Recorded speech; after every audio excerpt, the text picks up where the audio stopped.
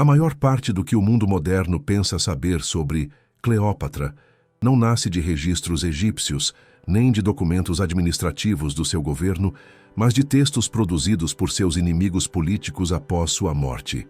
Esse é o ponto de partida incontornável. Cleópatra governou o Egito por mais de 20 anos, controlou o maior celeiro de grãos do Mediterrâneo, negociou diretamente com os homens mais poderosos de Roma e manteve o trono em meio a guerras civis globais. Ainda assim, sua imagem histórica foi moldada quase inteiramente por vencedores romanos que tinham interesse direto em transformá-la num símbolo de ameaça, decadência e corrupção oriental. Antes de começar, por favor, curta o vídeo, inscreva-se no canal e comente de qual cidade ou estado que você está assistindo esse vídeo documentário. Isso ajuda muito o canal a continuar crescendo. As fontes contemporâneas egípcias sobre Cleópatra são escassas e fragmentadas. O Egito ptolemaico registrava impostos, censos, decretos e cultos religiosos em papiros administrativos, mas esses documentos raramente narravam personalidade, decisões políticas ou conflitos internos com detalhe. Já os autores romanos que escreveram sobre Cleópatra, como historiadores e poetas das gerações seguintes, tinham outro objetivo: justificar a vitória de Otaviano e a transformação do Egito em província imperial. Para isso, era útil apresentar a rainha derrotada não como uma governante racional defendendo a soberania do seu reino, mas como uma figura sedutora, perigosa e moralmente desestabilizadora. Esse desvio de perspectiva cria um problema histórico central. Quando as fontes descrevem Cleópatra como manipuladora, luxuosa, excessiva ou irracional, é preciso perguntar quem ganha com essa caracterização. Roma estava saindo de um século de guerras civis e precisava de uma narrativa simples. O conflito final não teria sido mais uma disputa interna romana pelo poder, mas uma guerra defensiva contra uma rainha estrangeira que ameaçava a ordem tradicional. Cleópatra, nessa narrativa, não é uma chefe de Estado tentando preservar o controle do trigo, do tesouro e da frota egípcia. Ela se torna um personagem moral. O mito nasce exatamente aí. A Cleópatra literária é construída como o oposto simbólico da virtude romana. Enquanto Otaviano se apresenta como sóbrio, disciplinado e restaurador da ordem, Cleópatra é descrita como extravagante, emocional e dominadora por meio do prazer. Essa oposição não surge por acaso. Ela funciona como mecanismo político para transformar uma anexação territorial violenta numa vitória moral. Se o inimigo é retratado como degenerado, sua derrota parece necessária e justa. Quando se remove essa camada narrativa, o que resta é uma governante jovem que herda um estado altamente instável, endividado e cercado por uma potência expansionista. Cleópatra assume o trono num sistema dinástico em que irmãos matam irmãos, ministros conspiram abertamente e o exército responde mais ao pagamento do que à lealdade. Nada disso é romance, é administração de crise.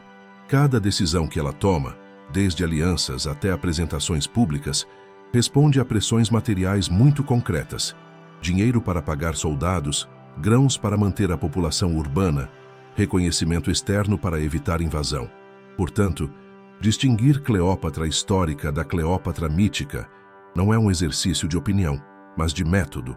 A figura real emerge quando se cruzam documentos administrativos, moedas, decretos religiosos, cronologia militar e interesses geopolíticos. O personagem mítico surge quando se lê poesia, panfleto político e historiografia escrita sob o controle dos vencedores. Ao longo deste vídeo documentário, cada episódio será tratado a partir do que pode ser demonstrado: quem tinha poder real, quem controlava recursos, quem tomava decisões sob risco imediato e quais consequências essas decisões produziram no mundo concreto. A partir desse ponto, Cleópatra deixa de ser um símbolo e volta a ser o que foi em vida: uma governante tentando sobreviver num sistema que raramente permitia segundas chances. O Estado que Cleópatra herda não é um reino egípcio tradicional, nem uma monarquia estável no modelo mediterrâneo clássico. Trata-se de uma construção híbrida criada após a conquista de Alexandre o Grande, governada por uma elite macedônica grega instalada sobre uma população majoritariamente egípcia. Essa estrutura nunca foi pensada para produzir estabilidade de longo prazo. Ela foi desenhada para extrair riqueza, manter controle militar e garantir sucessões internas por meio da força, não do consenso. O poder ptolemaico se apoiava em 3 pilares concretos: controle do trigo, controle da moeda e controle do exército. O trigo do Vale do Nilo alimentava a Alexandria e abastecia mercados externos. A moeda, cunhada sob autoridade real, financiava mercenários e funcionários. O exército, composto em grande parte por soldados estrangeiros, mantinha a ordem interna e dissuadia rebeliões. Se um desses pilares falhasse, o regime entrava imediatamente em risco. Não havia amortecedores institucionais. Não existia uma elite nacional integrada ao poder. Tudo dependia do palácio. A sucessão era o ponto mais frágil desse sistema. A dinastia ptolemaica adotou o costume de casamentos entre irmãos para preservar legitimidade dinástica, mas isso produzia um efeito colateral previsível. Cada herdeiro era, ao mesmo tempo, sucessor legítimo e ameaça imediata. Não existia linha clara de herança. Qualquer príncipe ou princesa, com apoio militar suficiente, podia reivindicar o trono. O resultado era um ciclo recorrente de conspirações, assassinatos e guerras civis internas. O Palácio Real funcionava como um campo minado político. Ministros controlavam acesso ao tesouro, generais controlavam tropas, sacerdotes controlavam a legitimação religiosa do governante. O rei ou rainha precisava equilibrar esses grupos diariamente. Uma decisão mal calculada, um atraso no pagamento de soldados ou uma mudança brusca de favoritismo podia gerar um golpe em semanas. O poder não era simbólico. Ele era operacional e frágil. Alexandria amplificava esse problema. A cidade era rica, populosa e politicamente volátil. Gregos, egípcios, judeus e estrangeiros conviviam sob tensões constantes. Qualquer crise no palácio rapidamente se espalhava pelas ruas em forma de protestos, saques ou violência sectária. Governar o Egito significava, antes de tudo, impedir que Alexandria entrasse em colapso social, porque uma cidade em caos interrompia o fluxo de impostos, trigo e informação. Além disso, o Egito ptolemaico já vivia sob pressão externa constante.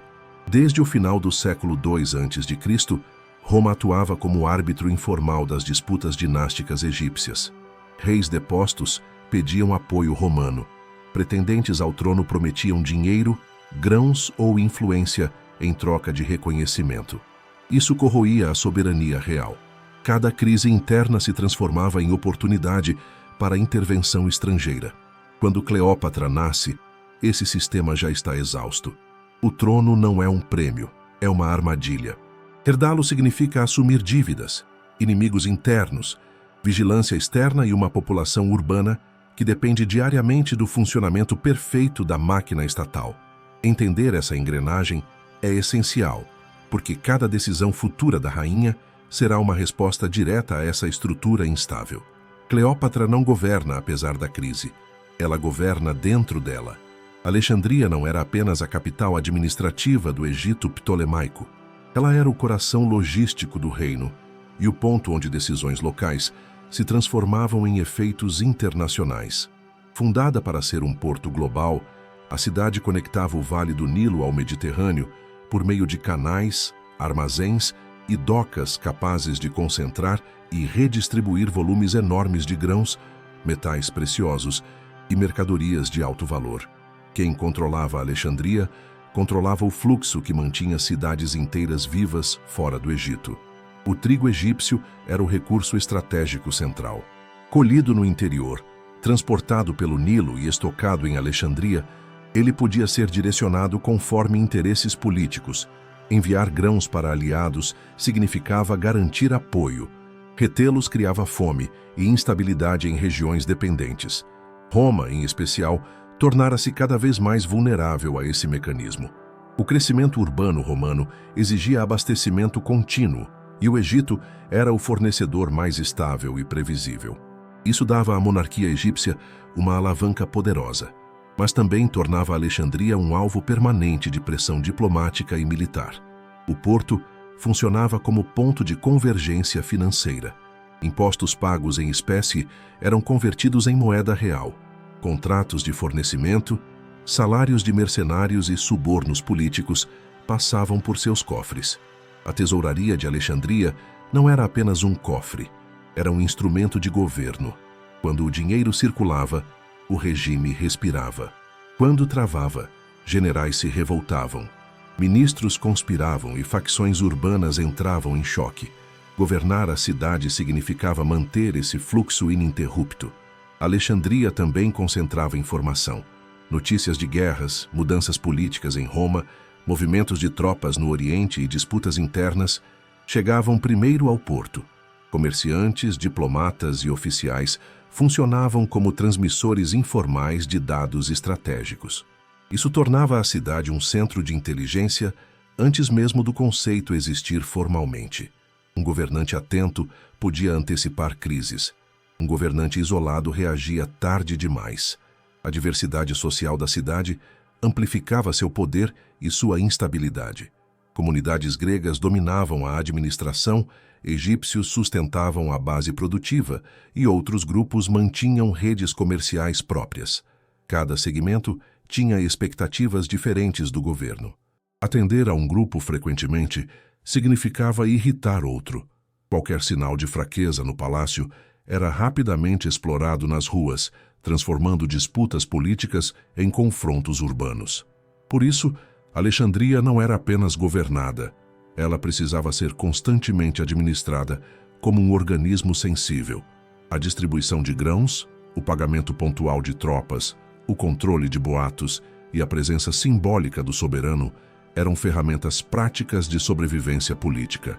Cleópatra cresce entendendo que o poder não se exerce apenas por decretos, mas pelo controle preciso de rotas, armazéns, moedas e narrativas. Quando crises sucessórias e guerras romanas começam a se aproximar do Egito, Alexandria deixa de ser apenas capital e passa a ser palco decisivo. É ali que alianças se materializam, traições se revelam e decisões aparentemente locais passam a definir o equilíbrio de forças em todo o Mediterrâneo. A história de Cleópatra não pode ser entendida sem compreender que cada passo dela é calculado a partir dessa cidade, onde economia, política e sobrevivência se confundem diariamente. Cleópatra nasce dentro de uma família onde o parentesco não oferece proteção, apenas proximidade do perigo. A dinastia ptolemaica havia transformado o laço familiar em instrumento político, e isso significava que irmãos, irmãs, pais e mães eram, ao mesmo tempo, aliados potenciais e inimigos imediatos. O trono não passava de geração em geração por regra fixa. Ele era tomado, defendido e frequentemente recuperado à força. O pai de Cleópatra governa um reino permanentemente instável, pressionado por dívidas externas, revoltas internas e disputas palacianas. Para se manter no poder, ele depende de apoio romano e de concessões financeiras que drenam o tesouro egípcio. Essa dependência tem um efeito direto sobre a família real. Cada sucessão passa a ser observada e influenciada por interesses externos. Um herdeiro fraco não ameaça apenas o trono, ameaça acordos já firmados com potências estrangeiras. Dentro do palácio, a regra prática é simples. Quem controla o acesso ao soberano controla o Estado. Ministros, generais e cortesãos competem para influenciar decisões e, frequentemente, escolhem lados entre os filhos do rei. Uma criança real cresce, sabendo que sua sobrevivência futura depende de alianças silenciosas, não de afeto familiar. O histórico da dinastia mostra isso com clareza. Irmãos assassinados, esposas eliminadas, filhos afastados ou executados quando se tornam inconvenientes. O costume de corregência, apresentado oficialmente como tradição legítima, na prática funciona como adiamento do conflito. 2 soberanos no papel significam 2 centros de poder em disputa. Cada decreto, cada nomeação, cada pagamento de tropas vira um teste de força. Quando um dos lados percebe vantagem suficiente, a violência se torna apenas questão de tempo. A sucessão não é um evento pontual, é um processo contínuo de eliminação de rivais. Cleópatra cresce observando esse padrão repetidamente. Ela não aprende política por tratados ou discursos. Aprende por sobrevivência. Vê ministros caírem em desgraça, generais mudarem de lealdade, parentes desaparecerem do cenário público. Aprende que a legitimidade não se mantém apenas por nascimento, mas por controle real de recursos e homens armados. Aprende também que esperar demais costuma ser fatal. Essa herança molda profundamente seu comportamento futuro. Quando chega sua vez de disputar o poder, Cleópatra já compreende que não existe neutralidade no palácio. Cada figura ao redor precisa ser avaliada em termos de custo, risco e utilidade. A violência não é um desvio moral do sistema ptolemaico. Ela é o mecanismo central pelo qual o poder é redistribuído.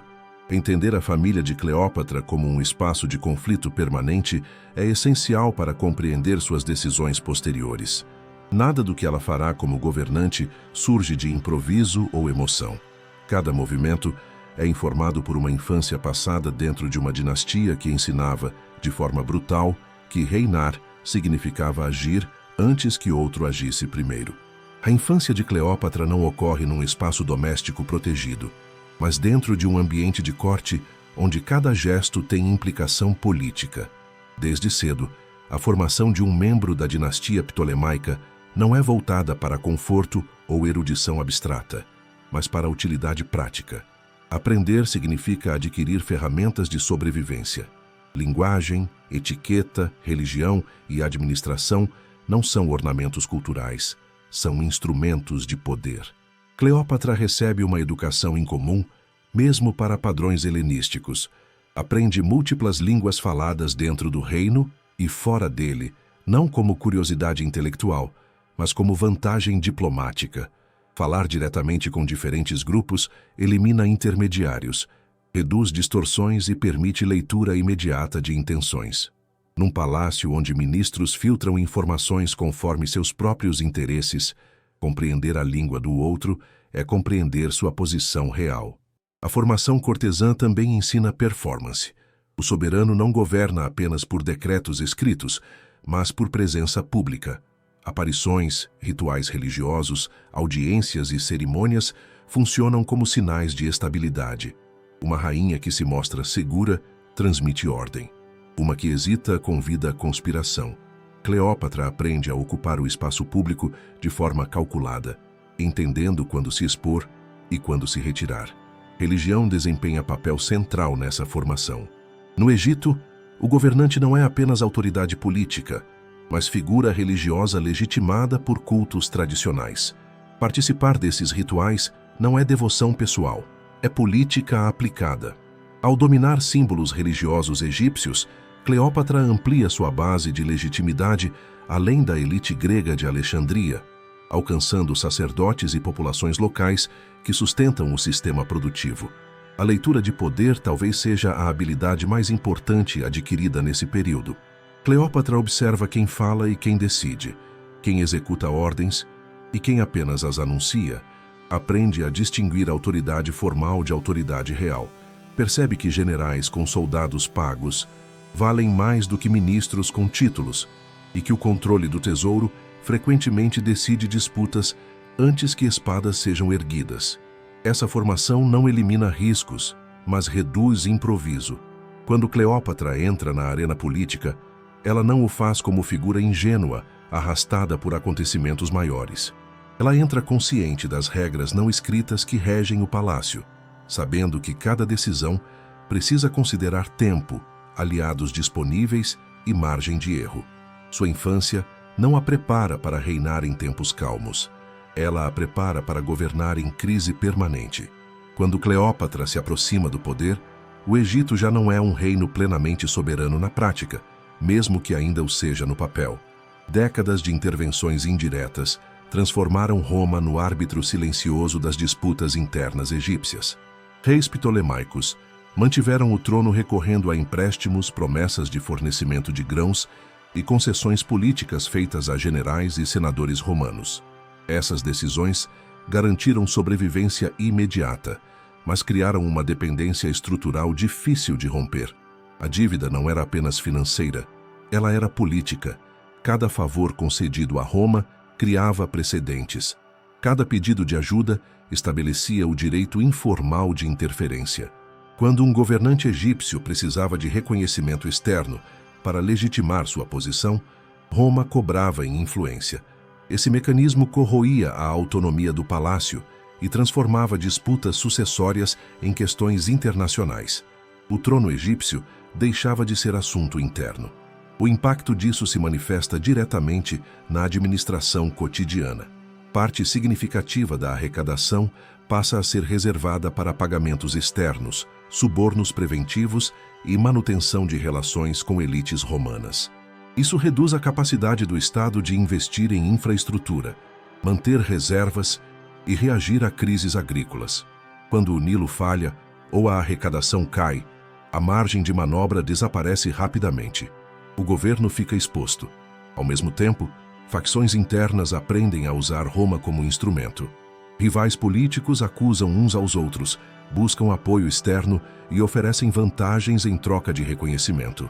O palácio se fragmenta. Ministros passam a agir não apenas em função do soberano, mas de seus contatos fora do Egito. Essa duplicidade enfraquece qualquer autoridade central. Para Cleópatra, esse contexto cria um dilema imediato. Romper com Roma é inviável. Submeter-se totalmente é suicídio político, porque elimina a percepção de soberania necessária para governar internamente. A única saída possível é administrar a dependência, transformando-a em aliança controlada. Isso exige cálculo preciso, leitura correta do cenário romano e escolha cuidadosa de interlocutores. A sombra de Roma, portanto, não surge como ameaça militar direta no início do reinado de Cleópatra.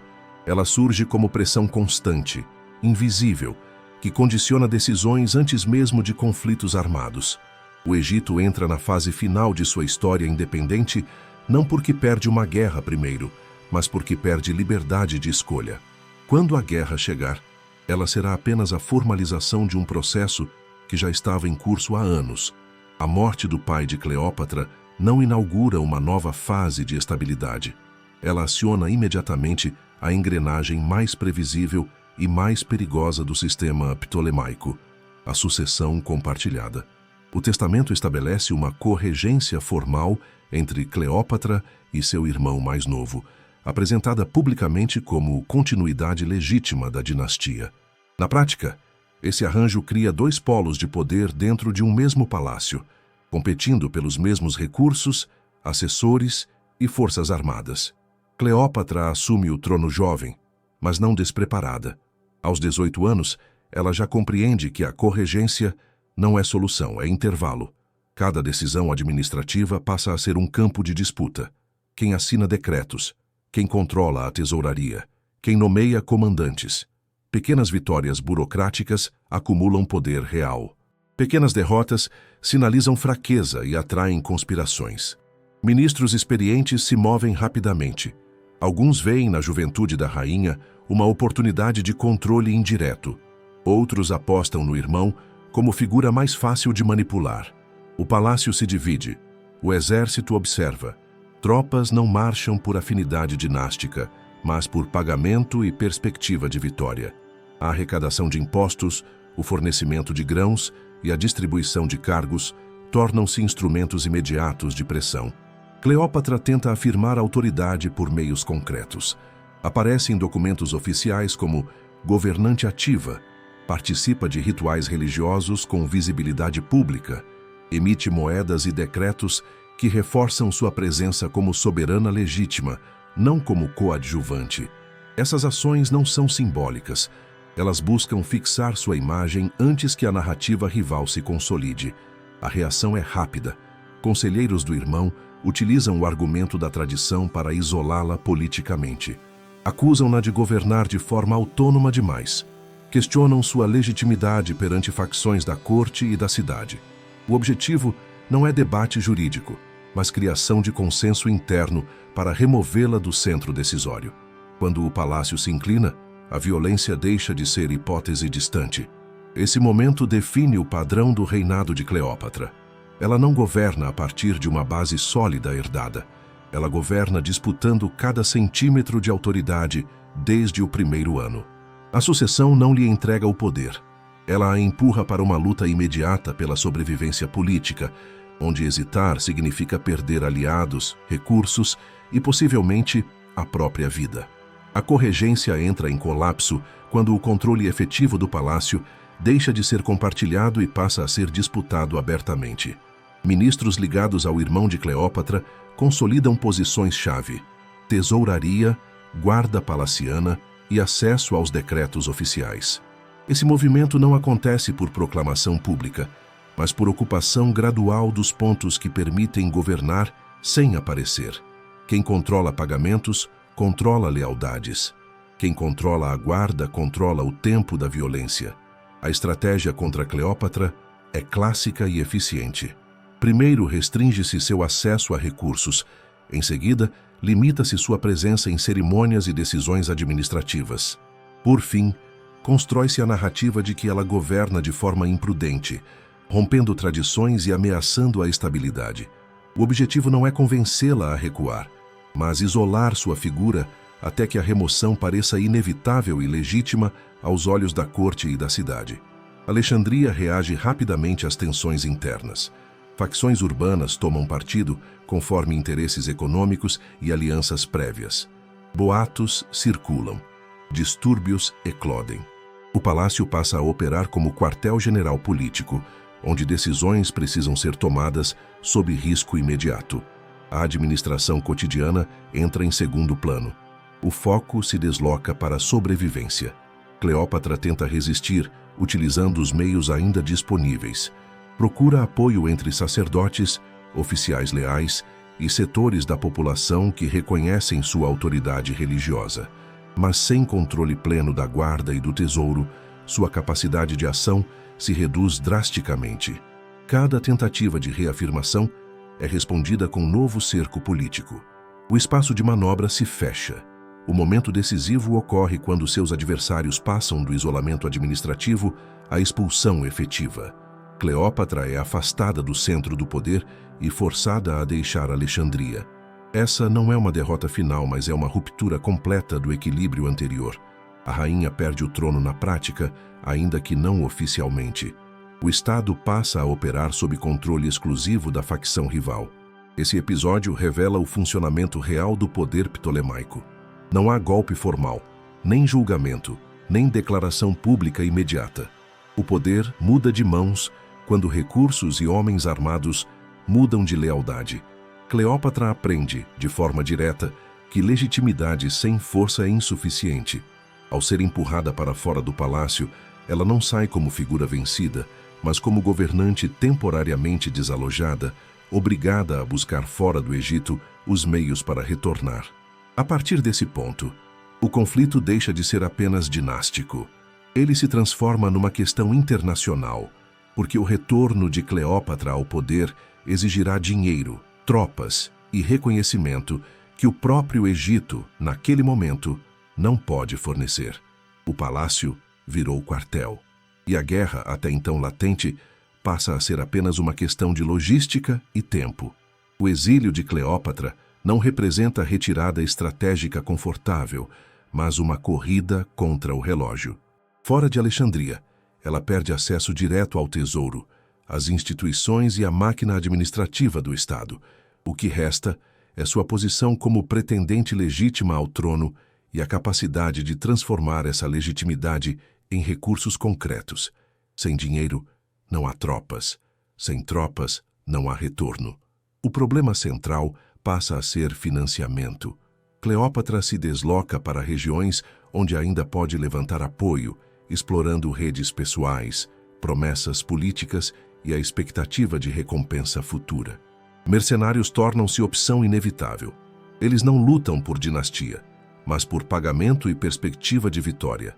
Para contratá-los, a rainha precisa oferecer garantias reais, acesso futuro ao tesouro egípcio, cargos, perdões e participação na redistribuição de poder, após a retomada do trono.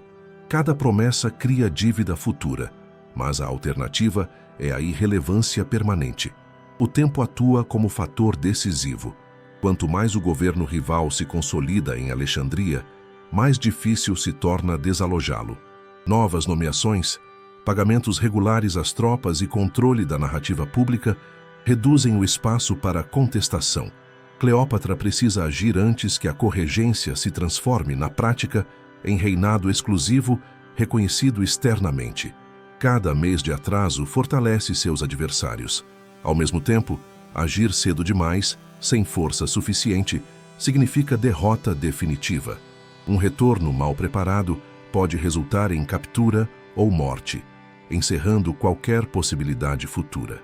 O cálculo é preciso: reunir tropas suficientes para impor negociação ou combate, mas não expor a própria posição antes de ter alavanca real. Essa fase do exílio é marcada por decisões silenciosas, acordos informais e preparação logística longe dos olhos do palácio. A recomposição não ocorre apenas no campo militar. Cleópatra também reorganiza sua estratégia política. Ela entende que não basta retomar Alexandria. Será necessário apresentar o retorno como restauração da ordem, não como invasão pessoal.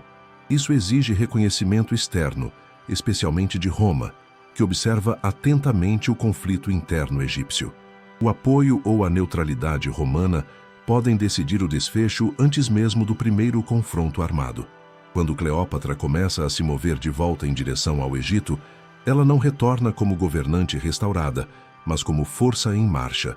Seu poder ainda é provisório, condicionado à capacidade de impor fatos no terreno e negociar a partir deles. O exílio transforma sua posição. A rainha, que antes disputava espaço dentro do palácio, agora precisa reconquistar o estado inteiro, sabendo que essa tentativa definirá não apenas seu reinado, mas a sobrevivência final da dinastia ptolemaica. Enquanto Cleópatra tenta recompor forças fora do Egito, o mundo romano entra em colapso aberto. A República, já fragilizada por décadas de disputas internas, se divide em dois blocos armados liderados por Pompeu e por Júlio César. Essa guerra civil não é um pano de fundo distante. Ela se torna o fator decisivo que redefine o valor estratégico do Egito e transforma a disputa dinástica de Cleópatra em questão de alcance mediterrâneo. Roma depende cada vez mais do abastecimento externo para manter sua população urbana e suas legiões em campanha. O trigo egípcio, já vital em tempos de paz, torna-se crítico em tempos de guerra. Quem controla Alexandria pode aliviar ou agravar crises alimentares em Roma. Por isso, o Egito deixa de ser apenas um reino instável no Oriente e passa a ser um ativo estratégico que nenhum dos lados pode ignorar. Pompeu, derrotado militarmente em solo romano, busca refúgio no Egito, acreditando que alianças antigas e serviços prestados lhe garantiriam proteção. Essa expectativa revela o grau de interferência romana na política egípcia. Reis ptolemaicos anteriores haviam sido sustentados por Pompeu e seus aliados. Em teoria, acolhê-lo significaria honrar compromissos passados. Na prática, significaria atrair a guerra romana para dentro do território egípcio. A facção que controla o palácio em Alexandria enxerga a chegada de Pompeu como ameaça e oportunidade ao mesmo tempo. Proteger um general derrotado pode provocar retaliação imediata de César. Eliminá-lo pode ser interpretado como gesto de lealdade ao provável vencedor. A decisão não é moral, é logística e política. Quem errar, paga com o trono. Esse contexto coloca Cleópatra numa posição paradoxal. Embora esteja afastada do poder, o desfecho da Guerra Civil Romana pode definir se ela terá espaço para retornar. Um vencedor romano forte buscará estabilidade no Egito para garantir abastecimento. Um impasse prolongado abrirá margem para intervenção direta. Em ambos os casos, a autonomia egípcia diminui. A Guerra Civil Romana funciona, portanto, como acelerador histórico. Ela comprime decisões que poderiam levar anos em poucos meses. O Egito não pode esperar neutralidade confortável. Cada gesto, cada escolha, cada atraso passa a ser lido como posicionamento estratégico. O destino de Alexandria deixa de ser decidido apenas dentro de seus muros. ele passa a depender do resultado de batalhas travadas a centenas de quilômetros de distância. Quando César começa a se aproximar do Oriente em perseguição a Pompeu, o conflito interno egípcio entra em sua fase mais perigosa. O retorno de Cleópatra ao poder, a sobrevivência da facção rival e a própria independência do Egito passam a girar em torno de uma única variável externa: quem vencerá a guerra civil de Roma e a que preço? A chegada de Pompeu ao Egito ocorre num momento de extremo nervosismo político. Derrotado e em fuga, ele busca abrigo confiando em antigos vínculos e na lógica tradicional de hospitalidade entre aliados. Para a facção que controla o palácio em Alexandria, porém, a presença de um general romano vencido representa um risco imediato. A decisão precisa ser tomada rápido, antes que o perseguidor chegue. Proteger Pompeu significa convidar a guerra para dentro do reino. Rejeitá-lo significa romper compromissos passados. Eliminá-lo parece, naquele cálculo estreito, a opção menos custosa. O assassinato de Pompeu é executado como gesto político, não como ato de fúria. A intenção é simples: sinalizar alinhamento com o provável vencedor da guerra civil romana. A facção egípcia acredita que oferecer a cabeça do inimigo a César garantirá proteção, reconhecimento e estabilidade. O cálculo ignora um fator central: a lógica do poder romano não recompensa intermediários que resolvem conflitos sem autorização. Quando César chega ao Egito e toma conhecimento do ocorrido, a reação não é gratidão, é indignação estratégica. A morte de Pompeu retira dele o direito de decidir o destino do rival, transforma o Egito em cúmplice de um assassinato político e cria um precedente perigoso. Um reino que mata um general romano sem ordem direta demonstra autonomia excessiva num momento em que Roma busca controle. O gesto que pretendia garantir segurança produz o efeito oposto. César se instala em Alexandria, exige pagamentos imediatos de dívidas antigas e passa a intervir diretamente na disputa dinástica egípcia. O palácio perde margem de manobra. Tropas romanas entram na cidade. A soberania prática do reino é suspensa. O erro não está apenas no assassinato em si, mas na leitura equivocada de como o poder romano opera em tempos de guerra civil. Para Cleópatra, ainda fora do centro do poder, esse episódio abre uma janela inesperada. A facção rival, ao tentar agradar César, perde credibilidade e autonomia. O árbitro externo agora está presente, armado e disposto a reorganizar o tabuleiro conforme seus próprios interesses. O conflito egípcio deixa de ser exclusivamente interno. Ele passa a ser decidido sob ocupação. O assassinato de Pompeu não encerra uma guerra, ele a desloca. A partir desse momento, nenhuma decisão importante no Egito será tomada sem considerar a presença romana. O erro que pretendia estabilizar o trono acelera a intervenção estrangeira e cria as condições para que Cleópatra volte ao jogo político em termos completamente novos, onde o poder não se mede apenas por alianças internas, mas pela capacidade de negociar diretamente com quem agora dita o ritmo dos acontecimentos.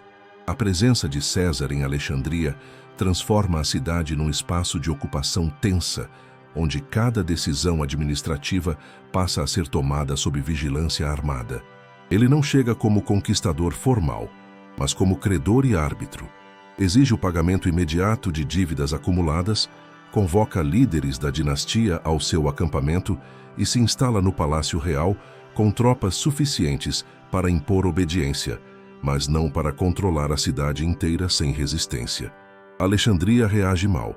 A população urbana percebe rapidamente que a intervenção romana ameaça o equilíbrio frágil da cidade. Facções ligadas ao governo rival incitam revoltas, explorando o medo de perda de soberania e o ressentimento contra impostos e interferência estrangeira. Distúrbios se espalham. Armazéns, ruas e docas tornam-se pontos de conflito. O que começa como arbitragem política evolui para cerco urbano. César se vê numa posição delicada. Suas forças são limitadas, cercadas por uma cidade hostil e dependentes do controle do porto para receber reforços. Cada movimento precisa considerar logística, abastecimento e moral das tropas. Alexandria deixa de ser apenas capital administrativa e se torna campo de batalha irregular, onde fogo, barricadas e confrontos pontuais substituem formações clássicas. Nesse cenário, a disputa dinástica egípcia se intensifica. A facção que expulsara Cleópatra tenta usar a revolta popular para pressionar César a reconhecer seu governo exclusivo. Ao mesmo tempo, busca isolá-lo politicamente, apresentando-se como defensor da autonomia egípcia. O cálculo é forçar César a escolher o mal menor ou a se retirar sem impor uma solução definitiva. Cleópatra percebe que o momento exige ação imediata.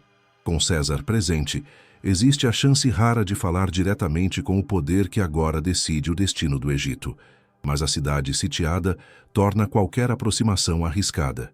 Entrar em Alexandria sem proteção significa prisão ou morte. Ainda assim, permanecer afastada significa perder a oportunidade de moldar a reorganização do trono. O cerco urbano revela algo fundamental. O poder no Egito não se decide apenas por títulos ou tradições, mas por controle físico de espaços estratégicos. O porto, o palácio, os armazéns e as rotas de suprimento tornam-se alvos centrais. Quem os controla dita o ritmo do conflito.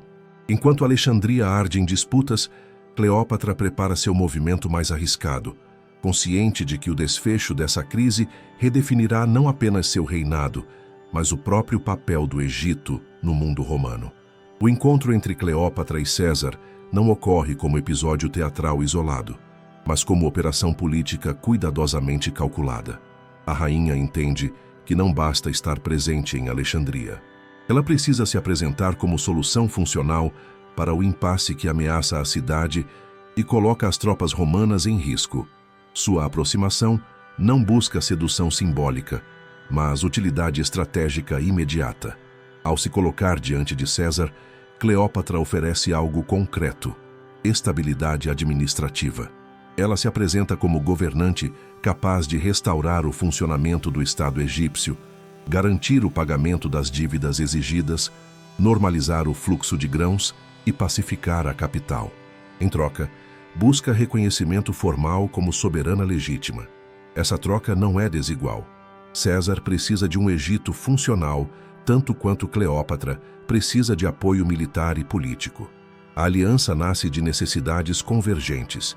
César enfrenta um cerco urbano perigoso, com suprimentos limitados e hostilidade crescente. Cleópatra enfrenta o risco de ser apagada politicamente pela facção rival. Ao se aliarem, ambos ampliam suas margens de ação. César ganha uma parceira que conhece a máquina administrativa local. Cleópatra ganha acesso ao árbitro armado que decide o desfecho imediato da crise. Essa aliança, porém, carrega riscos profundos. Para Cleópatra, associar-se a um líder romano em solo egípcio pode ser interpretado como submissão ou traição por setores da população e da elite local. Para César, apoiar uma rainha contra outra facção significa assumir responsabilidade direta sobre o resultado, prolongando seu envolvimento num conflito que não é originalmente romano. Ambos apostam que os benefícios superam os custos. O reconhecimento de Cleópatra como governante legítima altera o equilíbrio interno. De pretendente exilada, ela passa a figura central na reorganização do poder. Decretos são reavaliados, alianças internas se reposicionam e oficiais calculam novamente suas lealdades. A legitimidade, antes fragmentada, começa a se recompor em torno de sua figura, agora respaldada por força militar romana. Esse momento marca uma virada estrutural. Cleópatra não retorna ao poder como restauradora de uma ordem antiga. Ela retorna como governante que depende de uma aliança externa para consolidar seu trono. Isso lhe dá força imediata, mas reduz sua autonomia de longo prazo. A sobrevivência do seu reinado passa a estar ligada aos desdobramentos da política romana. A relação entre Cleópatra e César não pode ser entendida como episódio pessoal isolado. Ela é, acima de tudo, um pacto de crise. Ambos sabem que a estabilidade alcançada será temporária e que o custo dessa aliança será cobrado no futuro. Ainda assim, naquele momento específico, ela oferece a única saída viável para evitar o colapso total do Egito e a derrota imediata de ambos. A aliança entre Cleópatra e César não encerra o conflito. Ela o reorganiza. A cidade permanece instável, as facções armadas continuam ativas e o controle do porto segue disputado. A chamada Guerra Alexandrina não é uma campanha convencional em campo aberto, mas uma sequência de combates urbanos, bloqueios navais e tentativas constantes de cortar suprimentos. O objetivo imediato não é conquistar território, mas sobreviver dia após dia, mantendo posições-chave. O porto de Alexandria torna-se o ponto decisivo. Sem acesso ao mar, as tropas romanas ficam isoladas, vulneráveis à fome e ao desgaste. A facção rival tenta usar navios e incêndios para interromper rotas, destruir embarcações e provocar pânico. Combates se espalham por armazéns, docas e bairros próximos à costa. O fogo, comum em confrontos urbanos antigos, transforma partes da cidade em zonas inabitáveis e destrói infraestrutura essencial. Cleópatra participa do conflito não como comandante militar direta, mas como gestora política e logística. Sua função é garantir que a máquina administrativa continue operando sob guerra, arrecadar recursos, organizar pagamentos, negociar com grupos locais e manter canais de informação abertos. Essa atuação é menos visível do que batalhas, mas decisiva. Sem dinheiro e coordenação, nenhuma força armada se sustenta. César, por sua vez, precisa equilibrar agressividade e contenção. Um massacre amplo poderia pacificar temporariamente a cidade, mas destruiria o próprio ativo estratégico que veio proteger. Alexandria precisa continuar funcionando. Cada decisão militar considera não apenas vitória imediata, mas o custo político e econômico do dia seguinte. A guerra é travada com limitações claras, o que prolonga o conflito e aumenta a pressão sobre todos os envolvidos. A chegada de reforços romanos muda o equilíbrio. Com mais tropas e melhor controle naval, César consegue romper o cerco, empurrar as forças rivais e impor solução militar progressiva. A facção oposta perde capacidade de resistência organizada. Alguns líderes são mortos, outros capturados, outros simplesmente desaparecem do cenário político. O conflito termina não com tratado formal, mas com esgotamento de alternativas. A vitória tem preço alto. Alexandria sai ferida, parte de sua infraestrutura danificada e sua população marcada pela experiência do cerco. Para Cleópatra, o custo é político. Seu retorno ao trono ocorre sob proteção romana explícita. Ela vence, mas não sozinha. A guerra alexandrina garante sua posição imediata, porém deixa claro que o equilíbrio de forças mudou de forma irreversível. Ao fim do conflito, o trono é restaurado, mas o sistema que o sustenta está mais dependente do que nunca. A vitória resolve a crise sucessória, mas inaugura uma nova fase, em que governar o Egito significará administrar as consequências de ter sobrevivido graças a uma potência externa que agora conhece, em detalhe, as engrenagens internas do reino. Encerrada a guerra alexandrina, o maior desafio de Cleópatra não é vencer novos inimigos, mas reconstruir a normalidade funcional do Estado. Um reino não se sustenta apenas pela ausência de rivais armados. Ele precisa arrecadar, pagar, distribuir e prever. A guerra interrompeu fluxos, destruiu estoques, desorganizou cadeias administrativas e expôs a fragilidade do sistema. Governar agora significa reparar rapidamente o que foi quebrado antes que a instabilidade retorne. O primeiro eixo da reconstrução é fiscal. Impostos precisam voltar a ser cobrados com regularidade, mas sem provocar novas revoltas urbanas ou rurais. Cleópatra herda uma população desgastada por conflitos, escassez e incerteza. A cobrança precisa ser eficiente e seletiva, focando grandes produtores, intermediários e estruturas administrativas que concentram renda. Sem receita estável, o governo perde capacidade de ação em semanas. O segundo eixo é o trigo. Garantir o abastecimento de Alexandria é prioridade absoluta. A cidade precisa comer todos os dias para permanecer politicamente estável. Isso exige coordenação entre produtores do interior, transporte fluvial, armazenamento e distribuição urbana. Qualquer falha se traduz rapidamente em agitação social. Cleópatra entende que controlar o trigo é controlar o humor da capital e, por extensão, a sobrevivência do regime. O pagamento das tropas vem logo em seguida. Mercenários e soldados leais precisam ser remunerados de forma pontual para evitar deserções ou novos alinhamentos perigosos. O exército não é apenas instrumento de defesa externa. Ele funciona como garantia silenciosa da ordem interna. Tropas satisfeitas dissuadem conspirações antes mesmo que elas se formem. Tropas mal pagas se tornam foco de instabilidade. Paralelamente, Cleópatra trabalha a percepção de inevitabilidade do seu governo. Não basta governar. É preciso parecer a única opção viável. Isso se constrói por presença pública, continuidade administrativa e ausência de disputas visíveis. Decretos voltam a circular com regularidade. Rituais religiosos reforçam legitimidade. Funcionários permanecem em seus cargos. A mensagem implícita é clara. O Estado voltou a funcionar. Essa reconstrução não elimina a dependência externa criada pela aliança com César, mas a torna menos visível no cotidiano. Cleópatra busca reduzir a sensação de ocupação estrangeira e reafirmar a soberania prática dentro dos limites possíveis. Cada dia sem crise fortalece sua posição. Cada semana de funcionamento regular afasta potenciais rivais. Nesse estágio, o governo de Cleópatra entra numa fase rara de relativa estabilidade. Ela não governa com tranquilidade absoluta, mas com controle suficiente para planejar além da sobrevivência imediata. A reconstrução do Estado não é apenas resposta ao passado recente. Ela é preparação para um futuro incerto, onde novas disputas romanas inevitavelmente voltarão a pressionar o Egito e colocar à prova tudo o que foi reconstruído. A decisão de Cleópatra de ir a Roma não é gesto de ostentação nem aventura diplomática. É movimento de sobrevivência estratégica.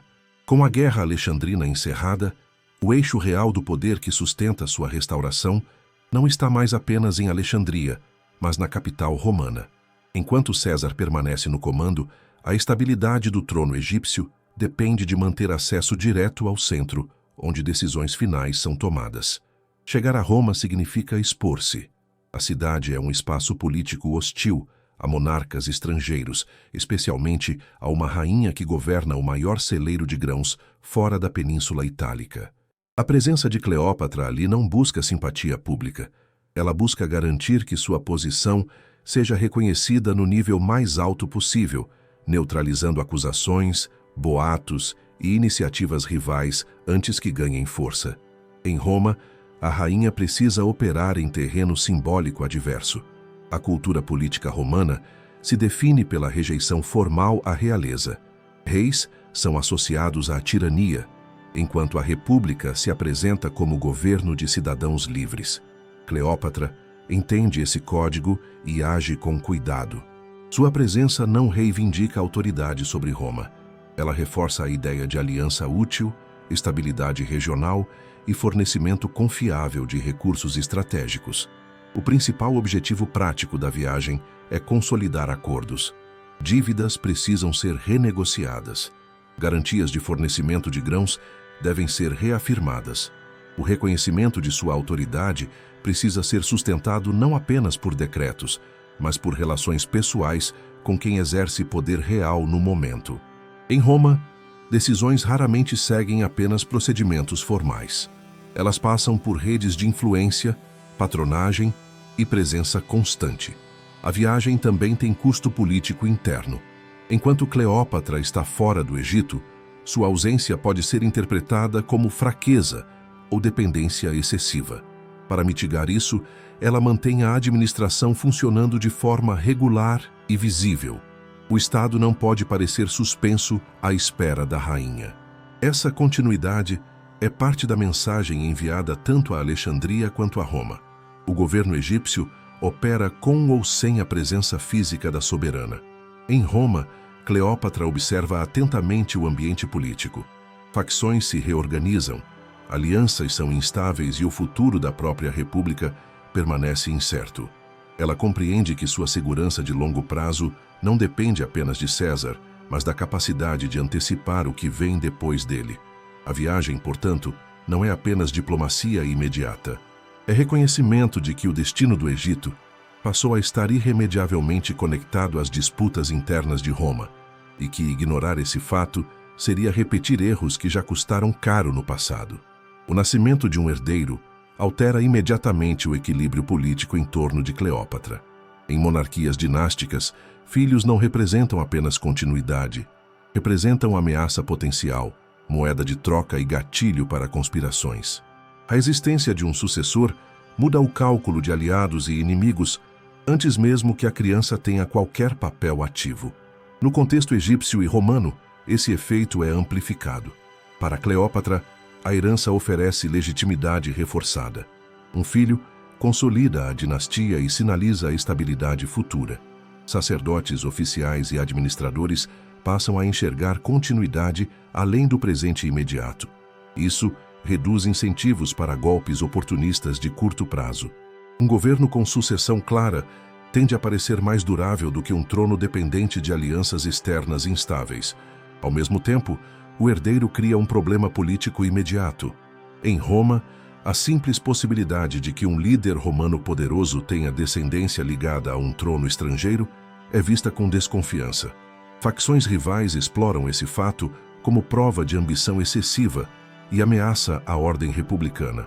O nascimento deixa de ser assunto privado e se transforma em argumento político.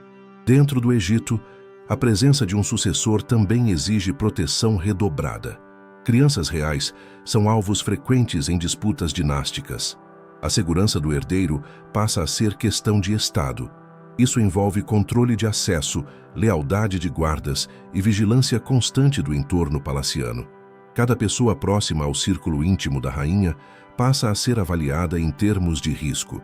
Cleópatra precisa equilibrar visibilidade e cautela. Tornar o herdeiro conhecido reforça a legitimidade, mas amplia a exposição. Mantê-lo distante reduz risco imediato, mas enfraquece o efeito político da sucessão. A solução é controle narrativo, apresentar a existência do sucessor como fato estabilizador sem permitir que ele se torne centro de disputas prematuras. Esse episódio revela mais uma vez a lógica dura do poder dinástico. A herança, que em teoria garante continuidade, na prática multiplica perigos. Cleópatra ganha força institucional, mas também atrai atenção hostil de atores que prefeririam um Egito politicamente dependente e sem linha sucessória clara. A criança se torna, desde o nascimento, parte de um tabuleiro onde decisões são tomadas por adultos armados, guiados por interesses que vão muito além do Palácio de Alexandria. A partir desse ponto, o reinado de Cleópatra passa a ser observado não apenas pelo que ela faz, mas pelo que seu sucessor poderá representar no futuro. O tempo deixa de ser apenas urgência imediata e passa a ser horizonte estratégico, onde cada escolha influencia não só a sobrevivência do presente, mas o destino da dinastia como um todo. A morte de César rompe, de forma abrupta, o arranjo político que sustentava a restauração de Cleópatra.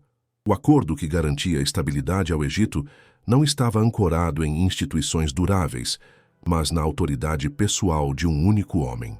Quando essa autoridade desaparece, todas as garantias associadas a ela se dissolvem ao mesmo tempo. O que era proteção se transforma em vulnerabilidade imediata. Em Roma, o assassinato inaugura um novo ciclo de incerteza. Facções armadas disputam legitimidade. Antigos aliados se voltam uns contra os outros, e nenhuma linha clara de comando se impõe de imediato. Para Cleópatra, isso significa perda do árbitro que equilibrava pressões internas egípcias e externas romanas. O centro de decisão que antes dava previsibilidade ao cenário desaparece, substituído por múltiplos atores com interesses divergentes. A posição da rainha se torna delicada em dois níveis.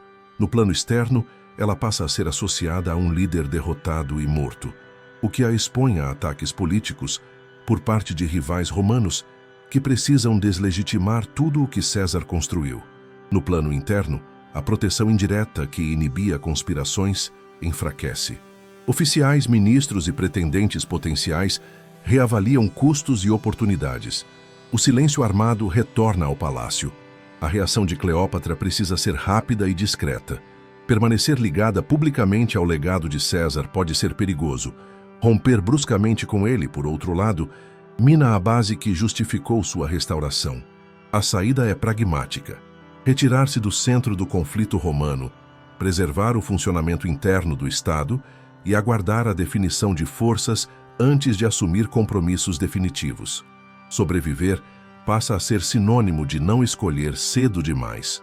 O retorno ao Egito ocorre sob esse cálculo. Longe de Roma, Cleópatra busca reduzir exposição e reforçar controles internos. O foco volta a ser arrecadação, pagamento de tropas e neutralização de possíveis rivais palacianos. O Estado precisa parecer sólido, mesmo quando o mundo externo está em convulsão. Qualquer sinal de fraqueza pode ser explorado por adversários internos ou usado como pretexto para nova intervenção estrangeira. O assassinato de César revela de forma definitiva a fragilidade estrutural da estratégia egípcia baseada em alianças pessoais romanas. Enquanto Roma permanecer em guerra civil, o Egito viverá sob risco permanente. Cleópatra compreende que a sobrevivência do seu reinado exigirá, mais uma vez, leitura cuidadosa do cenário romano e escolha precisa de novos interlocutores. O acordo colapsou. O jogo recomeça sob regras ainda mais instáveis. O retorno de Cleópatra ao Egito após a morte de César não é celebração, é contenção de danos. O primeiro objetivo é reduzir incerteza antes que ela se transforme em conspiração aberta. O palácio volta a ser o centro do risco. Funcionários que haviam se alinhado por conveniência precisam ser avaliados rapidamente. Alguns são mantidos para preservar continuidade administrativa. Outros são afastados de forma silenciosa, antes que possam articular oposição. A reorganização começa pelo Tesouro. Entradas e saídas passam a ser monitoradas com rigor maior. A capacidade de pagar tropas em dia funciona como seguro político imediato. Soldados pagos não fazem perguntas. Soldados atrasados escolhem lados. Cleópatra garante liquidez suficiente para evitar deserções e para sinalizar que o governo continua operando com recursos reais, não apenas com títulos. O controle da guarda palaciana é reforçado. A proximidade física com a soberana sempre foi fator decisivo em golpes dinásticos. Mudanças discretas de comando, redistribuição de turnos e substituição de oficiais pouco confiáveis reduzem o risco de ações repentinas. Nada disso é anunciado. O objetivo é normalizar a segurança sem provocar reação. No campo administrativo, a rainha preserva rotinas. Decretos seguem sendo emitidos. A arrecadação continua. A distribuição de grãos em Alexandria mantém regularidade. Essa previsibilidade é intencional. Ela desestimula aventureiros políticos que prosperam em ambientes caóticos. Quando o Estado parece funcionar, o custo de tentar derrubá-lo aumenta. Cleópatra também neutraliza potenciais símbolos de oposição. Pretendentes dinásticos remanescentes são isolados, afastados da capital ou eliminados conforme o risco que representam. A dinastia ptolemaica não oferece espaço para ambiguidades sucessórias. Quanto menos alternativas visíveis ao trono, menor a probabilidade de apoio externo a rivais. Essa fase de consolidação não elimina ameaças externas, mas fortalece a posição interna do regime. Ao estabilizar o palácio e a capital, Cleópatra ganha tempo. Tempo para observar Roma. Tempo para entender quem emergirá como novo centro de poder. Tempo para escolher com cuidado o próximo passo num cenário em que decisões precipitadas custam reinos inteiros. Ao final desse processo, o Egito volta a parecer governável. Essa aparência é, em si, um instrumento político. Ela não garante segurança absoluta, mas cria a base necessária para enfrentar o próximo ciclo de pressão romana que, inevitavelmente, se aproxima. Com a morte de César, o poder romano não se reorganiza em torno de consenso, mas de força militar distribuída entre novos líderes. Entre eles, Marco Antônio emerge como figura central no Oriente, controlando legiões, rotas e a capacidade prática de impor decisões. Para o Egito, isso redefine imediatamente o ambiente estratégico. O árbitro muda, e com ele mudam as condições de sobrevivência. Marco Antônio não herda apenas tropas. Ele herda compromissos, dívidas políticas e a necessidade urgente de financiar campanhas. O Oriente Romano exige recursos constantes, soldos, navios, suprimentos e estabilidade nas províncias. Nesse contexto, o Egito volta a ocupar posição-chave. Seu trigo alimenta exércitos. Seu tesouro financia operações. Sua frota complementa o poder naval romano. A relação deixa de ser simbólica e se torna operacional. Cleópatra observa esse movimento com cautela. Ela sabe que o erro não é se aproximar, mas se aproximar cedo demais ou nas condições erradas. Marco Antônio precisa de recursos, o Egito precisa de proteção e reconhecimento. A convergência é evidente, mas o equilíbrio é frágil. Qualquer acordo que pareça submissão excessiva enfraquece a autoridade interna da rainha. Qualquer recusa absoluta pode ser interpretada como hostilidade. A nova balança de Roma também altera a propaganda. O discurso moral que antes girava em torno de César passa a ser reconfigurado.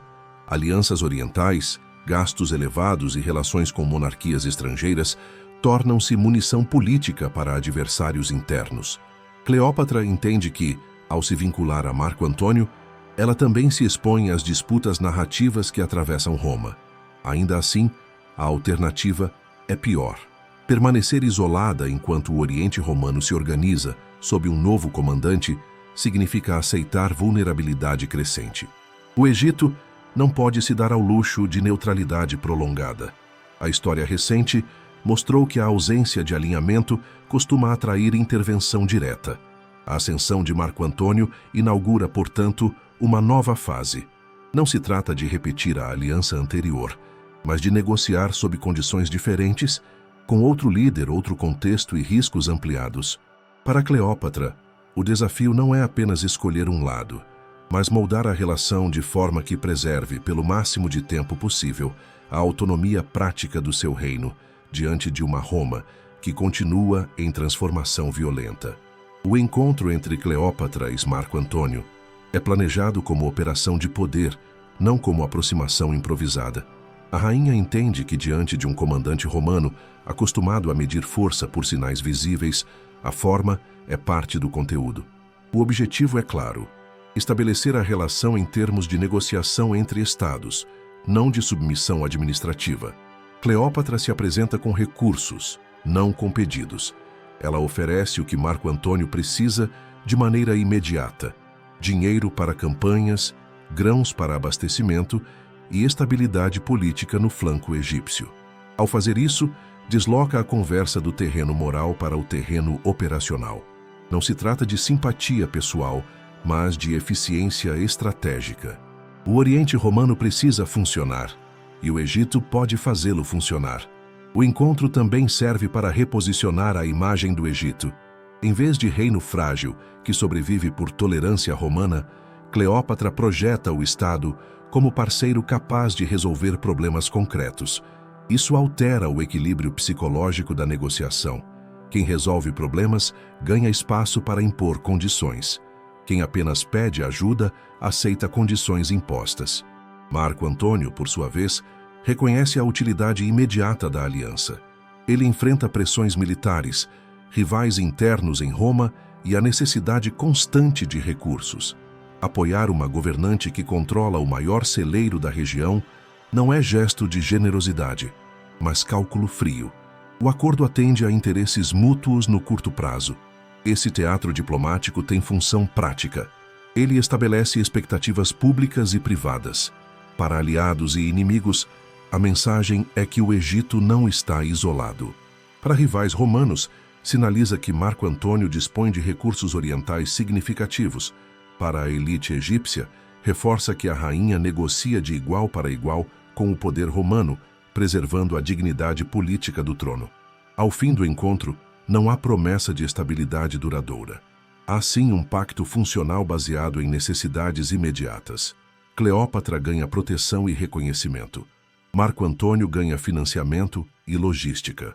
Ambos sabem que a aliança será testada por campanhas, derrotas e propaganda hostil.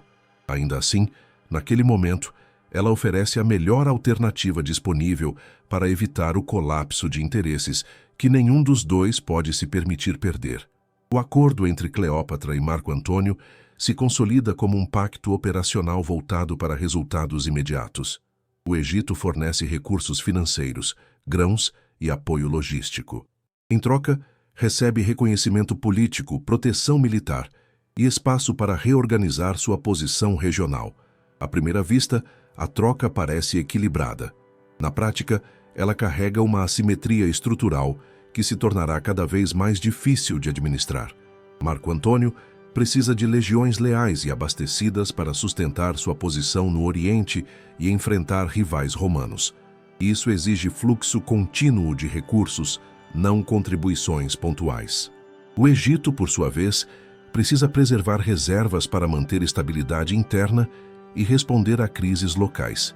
Cada transferência de dinheiro ou grãos fortalece o aliado romano, mas reduz a margem de segurança do reino. O pacto começa a pressionar a base econômica egípcia. Além disso, os objetivos de longo prazo não coincidem. Marco Antônio busca a vitória decisiva que lhe permita retornar a Roma como figura dominante. Cleópatra busca tempo. Tempo para governar, consolidar a sucessão e manter a autonomia prática do Egito. O sucesso rápido de um pode significar exposição fatal para o outro. Essa diferença de horizonte cria tensões invisíveis desde o início. O pacto também altera o equilíbrio regional. Governantes e elites do Oriente passam a recalcular lealdades. Alguns se aproximam do eixo egípcio-romano, esperando benefícios. Outros temem represálias futuras, caso o acordo fracasse. Cada concessão territorial, cada título concedido, cada cerimônia pública amplia o alcance da aliança, mas também fornece munição política para adversários em Roma. Dentro do próprio Egito, o custo começa a aparecer. O envolvimento crescente em campanhas externas aumenta impostos indiretos, pressiona a logística interna e exige justificativas constantes perante elites locais. Cleópatra precisa garantir que a população urbana não associe dificuldades cotidianas à aliança com Roma. O controle do discurso se torna tão importante quanto o controle do tesouro. O Pacto do Oriente funciona enquanto produz ganhos visíveis para ambos. Quando esses ganhos diminuem, suas fragilidades emergem. Dependência financeira, desgaste político e objetivos incompatíveis criam uma tensão que não pode ser resolvida apenas com mais recursos ou promessas. A aliança que parecia solução começa a se transformar em risco acumulado. Esse estágio marca o início de um ciclo perigoso. Quanto mais o pacto é aprofundado para resolver problemas imediatos, mais difícil se torna recuar sem consequências graves. Cleópatra e Marco Antônio avançam juntos, mas em direções estratégicas que não se alinham completamente. A incompatibilidade ainda não explode, mas já está incorporada ao funcionamento diário da aliança, esperando o primeiro grande choque externo para se manifestar de forma irreversível. À medida que o Pacto do Oriente se transforma em ação militar, os limites práticos da aliança começam a se revelar. Campanhas não são decididas apenas por intenção ou bravura, mas por logística contínua, suprimento de homens, manutenção de navios, linhas de comunicação seguras e capacidade de substituir perdas. É nesse terreno concreto que a estratégia de Marco Antônio começa a enfrentar obstáculos que dinheiro e prestígio não resolvem sozinhos. As operações no Oriente exigem deslocamentos longos, atravessando regiões com infraestrutura irregular e lealdades voláteis. Cada avanço consome recursos em ritmo acelerado. O abastecimento depende de rotas extensas e vulneráveis. Tropas cansadas e longe de suas bases originais tornam-se mais sensíveis a atrasos de pagamento e a notícias vindas de Roma. A moral passa a oscilar conforme sucessos ou fracassos pontuais. O Egito sustenta parte significativa desse esforço. Grãos alimentam soldados. Tesouro cobre soldos. Navios egípcios reforçam a frota. Mas a distância entre campanha e base cria atrito constante. Qualquer derrota ou recuo amplia a pressão sobre Cleópatra para compensar perdas com mais recursos. Cada pedido adicional reduz reservas internas e aumenta o custo político da aliança. A estratégia de Marco Antônio enfrenta, então, um dilema clássico. Para vencer decisivamente, precisa concentrar forças e assumir riscos elevados. Para preservar o que já controla, precisa dispersar tropas e aceitar campanhas prolongadas. Ambas as opções têm custo alto. A primeira pode resultar em derrota catastrófica. A segunda desgasta lentamente a aliança e fortalece adversários que apostam no tempo. Enquanto isso, em Roma, rivais observam atentamente. Cada dificuldade militar é amplificada por propaganda. Cada atraso é apresentado como incompetência. A ligação com o Egito passa a ser descrita não como vantagem estratégica, mas como fonte de fraqueza e dependência. A narrativa começa a se voltar contra Marco Antônio, minando sua posição política, mesmo quando ele ainda dispõe de forças consideráveis no campo.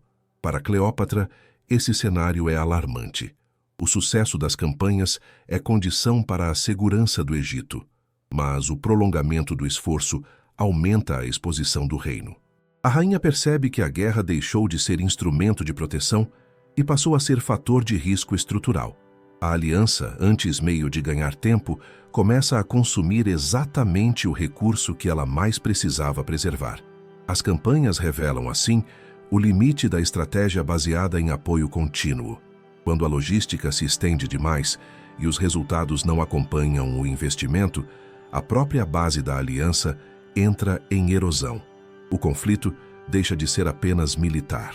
Ele se torna um teste de resistência econômica, política e simbólica, no qual cada lado começa a questionar se o custo de continuar não superou o custo de recuar. Com o desgaste crescente das campanhas, Marco Antônio recorre a um instrumento antigo de poder, a redistribuição territorial, como forma de consolidar alianças e reafirmar a autoridade. Concessões de terras, títulos e jurisdições são apresentadas como reorganização legítima do Oriente, mas funcionam, na prática, como tentativa de compensar dificuldades militares com ganhos políticos simbólicos. Para Cleópatra, essas concessões oferecem expansão de influência. Para seus adversários, oferecem um alvo perfeito para ataque narrativo. Os territórios concedidos não são simples linhas em mapas. Eles representam receitas fiscais, portos, populações e rotas comerciais. Incorporá-los ao eixo egípcio amplia recursos potenciais, mas também aumenta responsabilidades administrativas e militares. Cada nova área exige guarnições, coleta de impostos e mediação de conflitos locais. O ganho imediato vem acompanhado de custos permanentes. A política de legitimidade por meio de concessões também afeta o equilíbrio interno do Egito. Elites locais observam a ampliação do poder real com ambivalência. Alguns veem oportunidade de ascensão e acesso a novos circuitos de influência. Outros temem que o foco externo enfraqueça a atenção ao coração do reino. Cleópatra precisa administrar essas percepções com cuidado, evitando que a expansão seja interpretada como abandono das necessidades internas. No plano romano, o impacto é mais corrosivo. Rivais transformam as concessões em prova de traição aos valores tradicionais, descrevendo-as como entrega do Oriente a uma monarquia estrangeira. A complexidade administrativa é reduzida a slogans morais. O debate deixa de ser sobre eficiência de governo e passa a ser sobre identidade e medo. A propaganda encontra terreno fértil, porque traduz decisões técnicas em ameaças simples. A legitimidade, que antes era construída por funcionamento estável do Estado, passa a ser disputada no campo simbólico. Cada cerimônia, cada título, cada mapa redesenhado vira argumento. Para Marco Antônio, a política de concessões busca manter coesão e prestígio. Para Cleópatra, ela oferece proteção ampliada e horizonte de poder. Para os adversários, ela fornece a narrativa necessária para justificar confronto aberto. Esse momento marca uma inflexão. A aliança deixa de ser apenas funcional e passa a ser interpretada como projeto alternativo de poder no Mediterrâneo. A política de legitimidade, ao invés de estabilizar, acelera a polarização. As concessões que pretendiam fortalecer a posição do pacto acabam cristalizando a oposição que até então operava de forma difusa. O conflito se aproxima de um ponto em que decisões administrativas deixam de ser suficientes para conter a escalada. Enquanto Marco Antônio e Cleópatra tentam sustentar sua posição no Oriente por meio de recursos e concessões, em Roma se constrói uma arma mais silenciosa e mais eficaz do que legiões: a propaganda política sistemática. Otaviano compreende que não precisa derrotar o adversário apenas no campo de batalha. Ele precisa primeiro vencê-lo na percepção pública, redefinindo o conflito de forma favorável antes que a guerra se torne inevitável.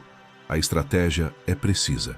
Otaviano desloca o foco do embate de uma disputa entre romanos para uma suposta guerra contra uma influência estrangeira corruptora. Marco Antônio deixa de ser apresentado como rival político e passa a ser descrito como homem dominado por uma rainha oriental. Cleópatra, por sua vez, é transformada no centro narrativo do conflito, não como governante soberana defendendo seu reino, mas como ameaça moral à ordem romana. Essa construção não se baseia em fatos administrativos ou militares, mas em símbolos. O luxo oriental é contraposto à austeridade romana. A monarquia é oposta à ideia de governo cívico. A aliança política é reembalada como submissão emocional. Cada decisão prática tomada no Oriente é reinterpretada como sinal de decadência. A complexidade do pacto é reduzida a uma história simples e facilmente transmissível. Otaviano entende que o medo mobiliza mais do que a razão. Ao apresentar Cleópatra como figura que ameaça dominar Roma a partir do Oriente, ele ativa memórias históricas e preconceitos culturais profundamente enraizados. O discurso não precisa ser totalmente crível. Ele precisa ser repetível.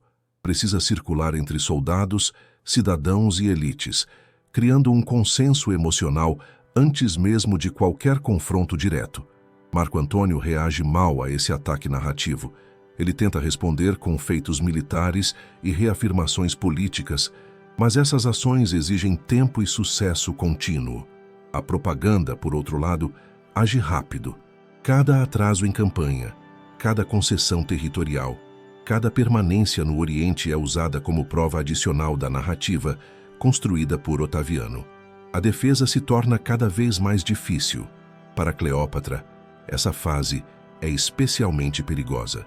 Ela não tem acesso direto ao espaço público romano para responder à acusação. Sua imagem é moldada por outros, sem possibilidade real de correção.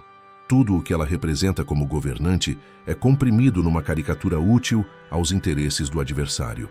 O mito, iniciado anos antes, agora se transforma em arma de guerra.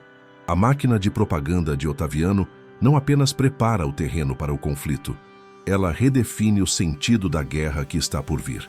Quando as hostilidades começarem, não serão apresentadas como mais uma guerra civil romana, mas como cruzada defensiva contra uma ameaça externa. Essa inversão narrativa isola Marco Antônio politicamente e transforma Cleópatra no alvo central, mesmo antes de qualquer batalha decisiva.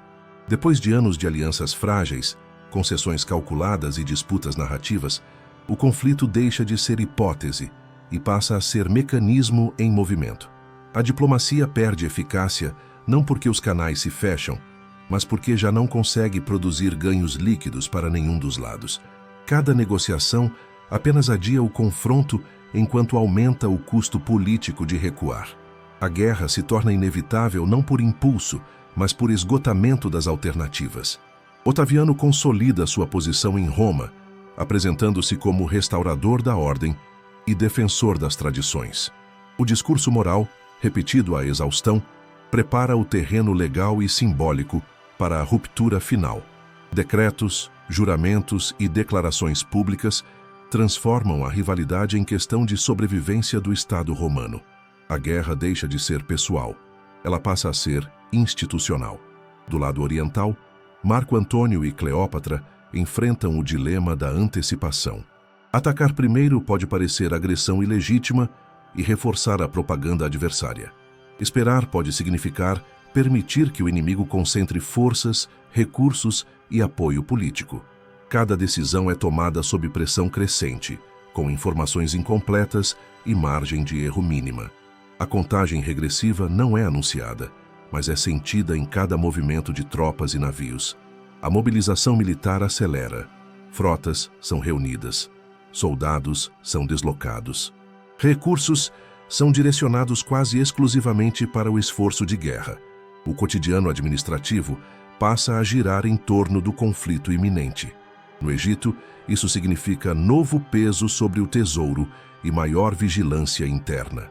Em Roma, significa transformação da política em preparação aberta para combate. A ruptura formal ocorre quando declarações simbólicas substituem negociações práticas. O inimigo é nomeado. As alianças são cristalizadas. A possibilidade de acordo passa a ser vista como traição por ambos os lados. O que antes era disputa entre líderes se transforma em conflito entre sistemas de poder incompatíveis. Nesse estágio, a guerra já começou antes do primeiro choque armado. Ela se manifesta na economia, na propaganda, na movimentação silenciosa de recursos e na radicalização do discurso. Para Cleópatra, o conflito representa o risco máximo acumulado ao longo de décadas de pressão romana. Para Marco Antônio, é a aposta final de sobrevivência política. Para Otaviano, é a etapa necessária para eliminar o último obstáculo ao controle absoluto. Quando o confronto se aproxima, não há mais espaço para neutralidade, ajuste ou espera estratégica. A diplomacia cumpriu sua função até onde pôde. A partir desse ponto, o destino do Egito e o futuro do poder romano serão decididos por vento, mar, comando e logística, em uma única batalha capaz de redefinir o Mediterrâneo por gerações. O confronto decisivo ocorre no mar, não por preferência estratégica, mas por necessidade logística. Em Nomacioné, duas coalizões que já se enfrentavam politicamente passam a medir forças com frotas exaustas, comandantes pressionados e objetivos assimétricos. O cenário não favorece gestos heróicos. Ele pune erros de cálculo, atrasos de comando e falhas de suprimento. A frota oriental é numerosa, pesada e cara de manter. Navios maiores exigem tripulações amplas, mais água, mais comida e coordenação rigorosa. A vantagem teórica está no poder de choque e na capacidade de resistir a impactos diretos. A desvantagem surge na manobrabilidade e na comunicação em condições adversas. O mar, o vento e a disciplina decidem mais do que o número absoluto de embarcações. Do outro lado, a frota adversária aposta em mobilidade, comando mais coeso e linhas de suprimento mais curtas. A estratégia não busca destruição imediata, mas desgaste progressivo. Evitar o choque frontal, explorar brechas, forçar erros de formação e prolongar o confronto até que a logística do oponente se torne insustentável. Em batalhas navais antigas, vencer raramente significa afundar tudo. Significa quebrar a capacidade de continuar. O comando enfrenta um dilema central. Manter a frota unida protege o núcleo, mas reduz opções de saída. Romper a formação pode salvar parte das forças, mas sinaliza colapso de coordenação.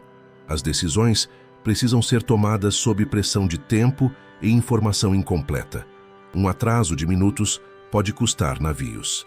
Uma leitura errada do vento pode decidir o dia. À medida que o combate se prolonga, o desgaste psicológico pesa. Tripulações cansadas, comunicação falha e a percepção de cerco alteram decisões. O que começa como confronto controlado evolui para uma sequência de escolhas defensivas. Preservar ativos torna-se prioridade sobre a vitória total. Nesse ponto, a batalha deixa de ser disputa simétrica e passa a ser corrida para minimizar perdas irreversíveis. O desfecho não resulta de um golpe único, mas da soma de microdecisões sob estresse. A frota oriental perde coesão operacional. A adversária mantém pressão suficiente para impedir reorganização efetiva. O mar, mais do que qualquer comandante, define o ritmo final. Ácio demonstra que, quando logística e comando entram em descompasso, O poder acumulado se dissolve rapidamente. A derrota em Ácio não é apenas militar. Ela reconfigura alianças, destrói confiança e transforma a guerra em colapso político acelerado. A partir desse momento, o conflito deixa de ser reversível por negociação. O que resta é administrar as consequências imediatas de uma decisão naval que encerra, de fato, a última chance de equilíbrio entre as forças em disputa. A derrota em Ácio desencadeia um colapso em cadeia que nenhuma habilidade política consegue conter. A batalha não destrói apenas navios, ela destrói expectativas. Aliados regionais, que sustentavam o pacto enquanto ele parecia viável, começam a desertar. Cidades fecham portos, oficiais atrasam respostas, guarnições pedem garantias que já não podem ser dadas. O poder, que antes se sustentava por projeção de força, passa a existir apenas no papel. O efeito mais imediato é a ruptura das linhas de confiança. Com a frota fragmentada e a comunicação comprometida, ordens perdem autoridade. Generais avaliam a situação localmente e escolhem preservar homens e recursos. Cada decisão isolada faz sentido por si, mas juntas aceleram o desmanche do conjunto. A coalizão deixa de agir como corpo único e passa a operar como unidades tentando sobreviver ao desfecho previsível. No Egito, a pressão se concentra em Alexandria. O porto, outrora fonte de poder, torna-se ponto de vulnerabilidade. O fluxo de grãos e dinheiro diminui. O tesouro se esvazia com rapidez, pressionado por pagamentos emergenciais e pela necessidade de manter lealdades mínimas. O cerco não precisa ser imediato nem total. Basta o isolamento progressivo para impor escolhas cada vez mais estreitas. A propaganda adversária intensifica o cerco psicológico. Mensagens prometem perdão a desertores, cargos a colaboradores e segurança a cidades que se alinhem cedo. O custo de resistir sobe diariamente. O custo de abandonar cai. Esse diferencial é decisivo. Quando a expectativa de vitória desaparece, a racionalidade política muda de lado. Cleópatra tenta preservar o que resta da capacidade estatal. Prioriza segurança interna, mantém rotinas administrativas e busca evitar pânico urbano. Mas o mecanismo que sustentava a estabilidade, controle do porto, do tesouro e da narrativa, já não funciona em conjunto. Cada pilar falha em momentos diferentes, impedindo qualquer recuperação coordenada. O cerco final não é apenas militar, ele é financeiro, informacional e simbólico. A cidade percebe que o jogo terminou antes do último confronto. O poder se dissolve não por invasão imediata, mas pela ausência de alternativas críveis. Após Ácio, a queda deixa de ser hipótese distante e se transforma em processo em andamento, no qual cada dia reduz as opções até restar apenas a decisão final sobre como enfrentar o desfecho inevitável. Com o cerco se fechando e as deserções se acumulando, o eixo político que sustentava a resistência se rompe por dentro. Marco Antônio perde primeiro a capacidade de comandar, depois a capacidade de ser obedecido. Ordens deixam de produzir efeito prático. Promessas não convencem. A autoridade, que depende de expectativa de vitória, evapora quando essa expectativa desaparece. O colapso não é súbito, é progressivo, visível a todos os envolvidos. A tentativa de reorganizar forças enfrenta obstáculos imediatos. Tropas restantes estão cansadas, mal pagas e cercadas por mensagens adversárias, oferecendo perdão e estabilidade. Cada dia sem vitória concreta reforça a ideia de que resistir é apenas adiar o inevitável. A lógica individual passa a se sobrepor à lógica do comando. Preservar a própria vida e posição torna-se prioridade absoluta. Nesse contexto, o fim de Marco Antônio ocorre como consequência direta do isolamento político. Ele não cai derrotado em grande batalha final, mas esvaziado de meios para continuar. A perda de apoio transforma qualquer decisão em risco extremo. A figura que antes concentrava poder militar passa a representar apenas obstáculo para negociações futuras. O sistema que o sustentava deixa de existir. Para Cleópatra, esse momento impõe o cálculo mais difícil de todo o reinado. Persistir ao lado de um aliado sem base política significa arrastar o Egito para a destruição total. Romper, por outro lado, oferece chance estreita de preservar algo do que resta: a cidade, a população, a continuidade administrativa. A decisão não envolve lealdade pessoal, mas responsabilidade de Estado. Cada opção carrega perdas irreversíveis. A rainha avalia as variáveis com frieza. O tesouro está reduzido. A frota não existe mais como força decisiva. As cidades observam em silêncio, prontas para mudar de lado. A margem de negociação diminui a cada hora.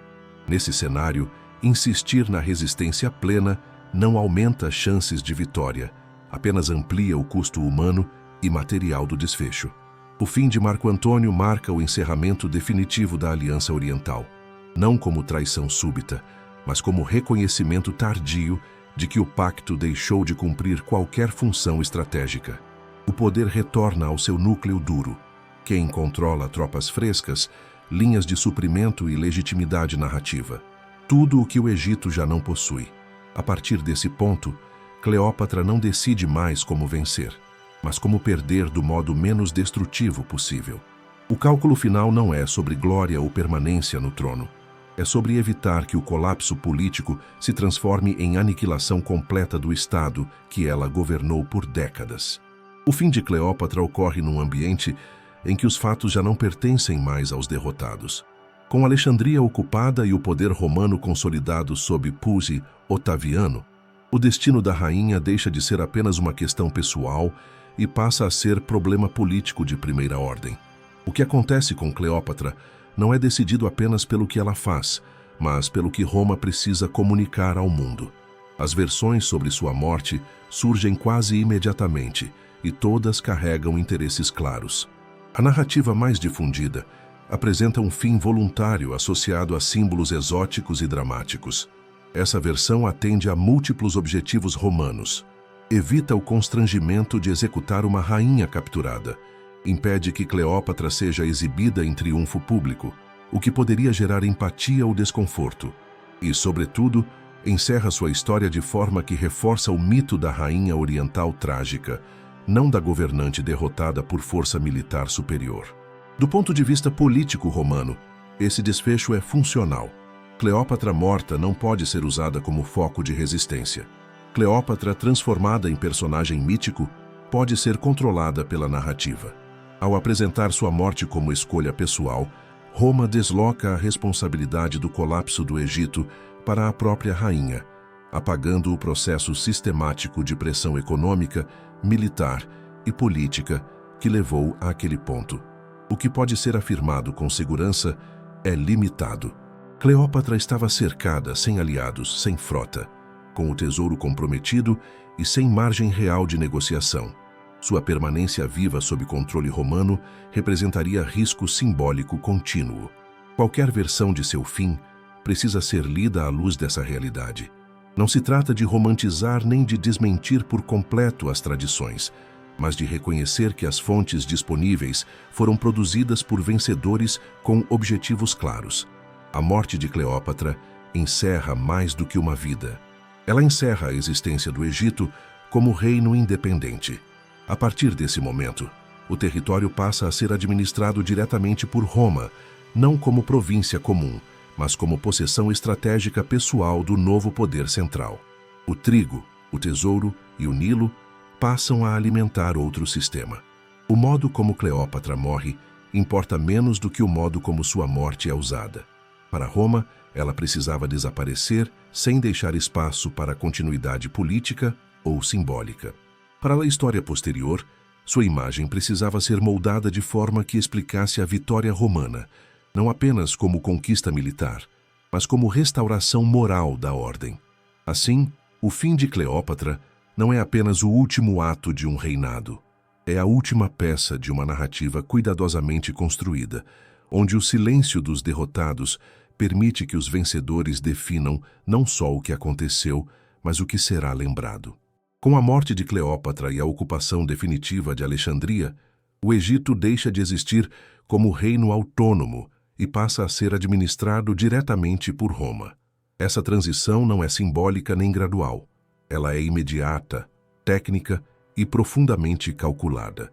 O território não é incorporado como província comum, mas tratado como possessão estratégica direta do novo poder central romano, justamente por concentrar dois recursos críticos, grãos e dinheiro. A primeira mudança concreta ocorre no comando político. O Egito não recebe um governador tradicional escolhido entre a elite senatorial romana. Em vez disso, passa a ser administrado por representantes diretamente ligados ao poder central, com acesso restrito e vigilância constante. O objetivo é impedir que qualquer figura romana acumule ali poder suficiente para desafiar a autoridade suprema. O Egito é valioso demais para ser entregue a ambições locais. O controle do trigo se torna prioridade absoluta. A produção do Vale do Nilo passa a ser organizada para garantir abastecimento regular de Roma, reduzindo o risco de fome urbana e instabilidade política na capital. Rotas, estoques e distribuição são monitorados com rigor. O que antes era instrumento de barganha do reino egípcio, agora se transforma em engrenagem essencial do sistema romano de sobrevivência. O tesouro egípcio é incorporado ao aparato romano.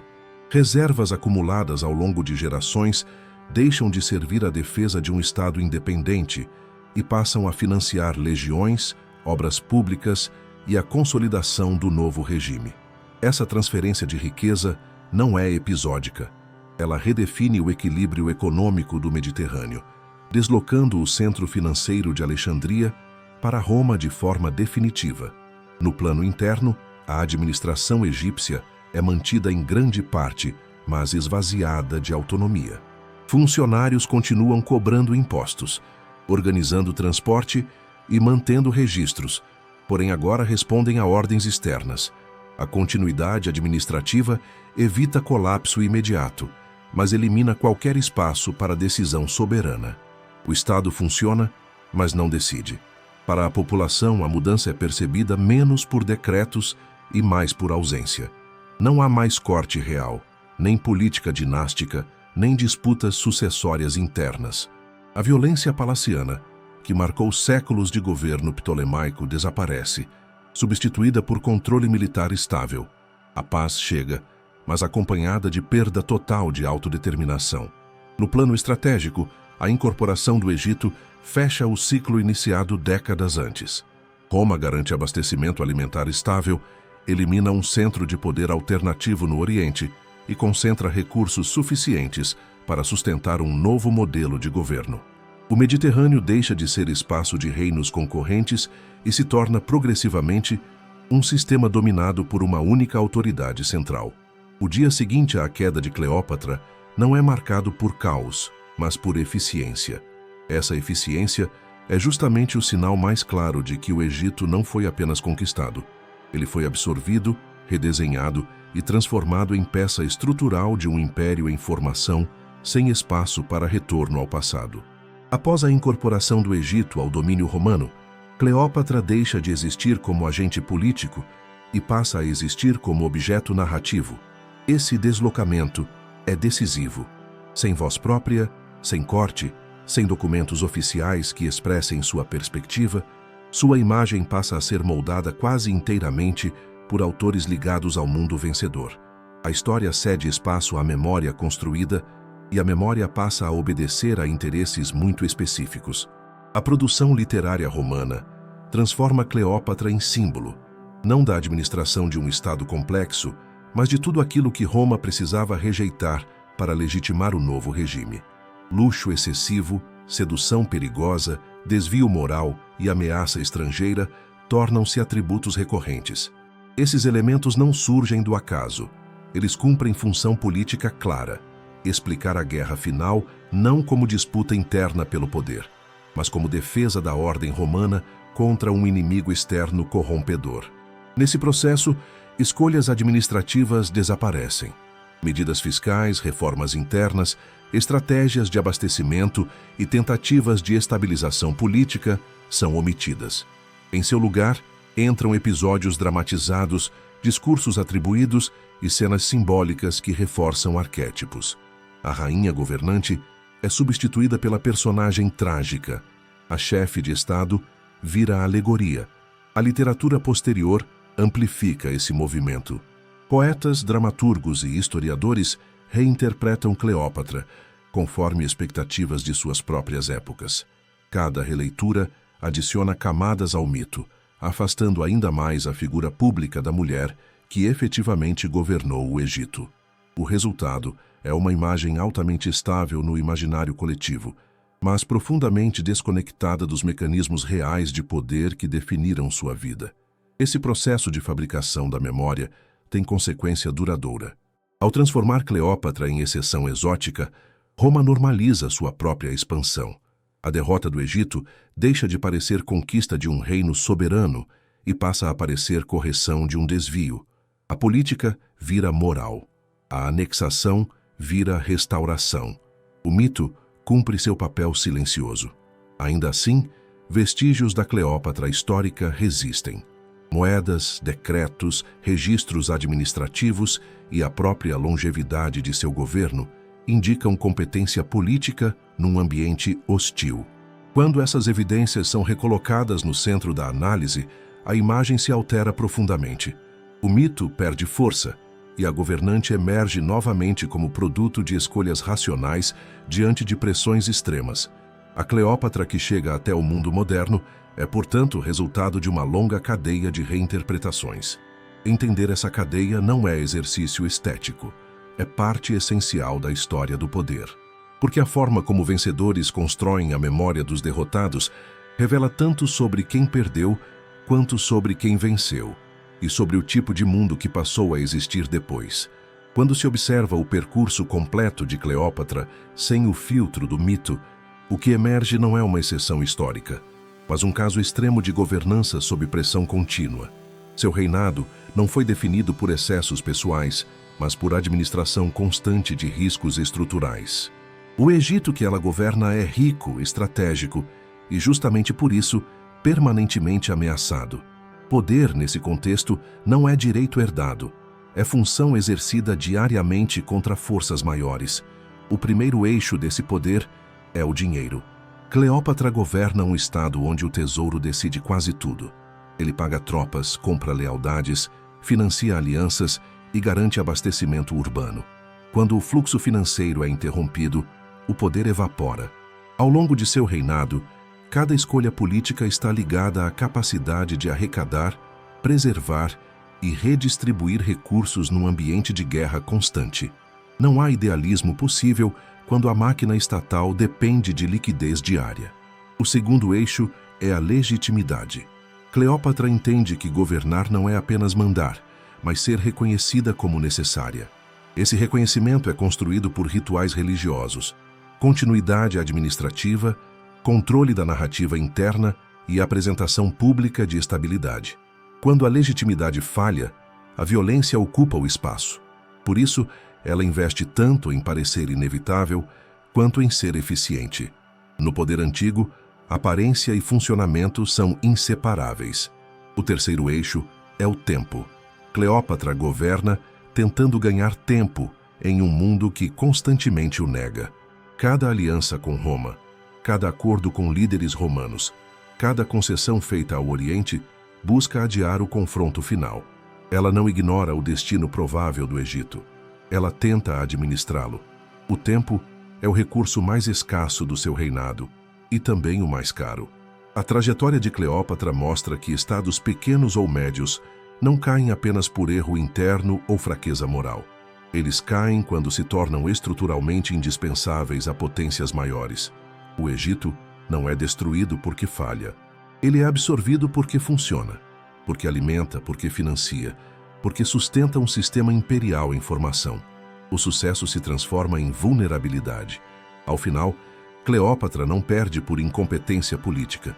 Ela perde porque governa no limite máximo do que era possível governar, sem perder autonomia, diante de um poder em expansão contínua. Sua vida expõe uma regra dura da história. Quando a balança de recursos se inclina de forma definitiva, a habilidade individual apenas determina o ritmo da queda, não sua existência. Vista assim, Cleópatra deixa de ser exceção romântica e se torna estudo de caso sobre poder real. Um poder feito de cálculos, concessões, riscos e decisões tomadas sempre tarde demais ou cedo demais, mas nunca em condições ideais. Sua história não explica apenas o fim do Egito independente. Ela explica como impérios vencem antes mesmo da batalha final, ao transformar tempo, dinheiro e legitimidade em armas mais eficazes do que qualquer exército. Se você chegou até aqui, por favor, deixe o like, se inscreva no canal e comente algum tema histórico que você gostaria de ver por aqui. Sua ideia pode se transformar em vídeo. Bom descanso e até o próximo vídeo.